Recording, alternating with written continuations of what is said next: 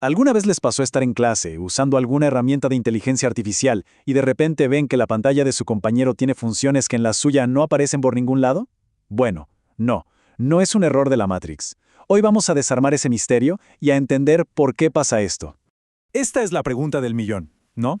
Estás ahí y al de al lado le parece una función increíble para generar imágenes y en tu versión, nada, es para volverse loco. Bueno, prepárense porque estamos a punto de resolver el caso de las aplicaciones diferentes. Y acá vamos al centro de todo.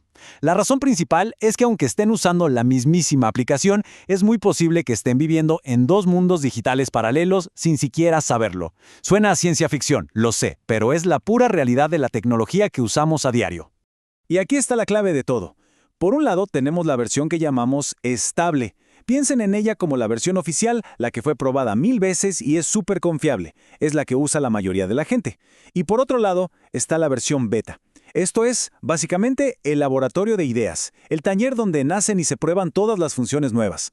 A ver, que quede claro. La versión beta es un campo de experimentación. Es como un vistazo al futuro, sí, pero a un futuro que todavía se está cocinando y que a veces puede fallar. Si en su pantalla van por ahí la palabrita beta, felicitaciones, significa que son los primeros en la fila, los que están probando las novedades antes que nadie. Son, en pocas palabras, pioneros digitales. Pero ojo, esto no es que a las empresas se les ocurre al azar. Para nada. Detrás de todo esto hay una estrategia muy pensada.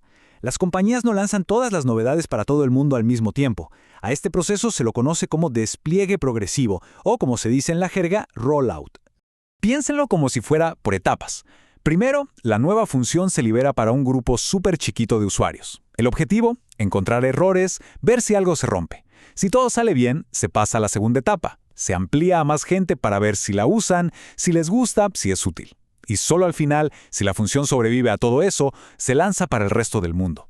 ¿Y qué significa todo esto? Algo bastante loco, que la experiencia digital de cada persona puede ser única. Dos personas sentadas una al lado de la otra pueden estar usando dos versiones completamente distintas de la misma aplicación en el mismo momento. Y para que esto se entienda mejor, veamos cómo lo hacen dos de los más grandes jugadores del mundo de la IA, Google y OpenAI. Porque aunque su objetivo final puede ser parecido, sus estrategias para mostrarnos sus avances son como el día y la noche. La diferencia es fundamental. Google, por un lado, es más sutil. Integra su IA de a poquito, casi en silencio, en las herramientas que ya usamos todos los días, como Gmail o Maps. Sus lanzamientos son muy graduales. OpenAI, en cambio, es todo lo contrario. Pone a la IA en el centro del escenario. Lanza funciones muy llamativas, muy rápido y no tiene miedo de ser más experimental. Y todo esto que estamos conversando nos lleva a la idea más importante de todas. Una que nos obliga a cambiar el chip sobre cómo pensamos en la inteligencia artificial. Porque en serio, esto ya no es como instalar un programa y listo. Exactamente así. Tenemos que empezar a pensar en la IA no como una máquina o un producto en una caja, sino más bien como un organismo digital vivo, algo que está constantemente creciendo, aprendiendo y evolucionando.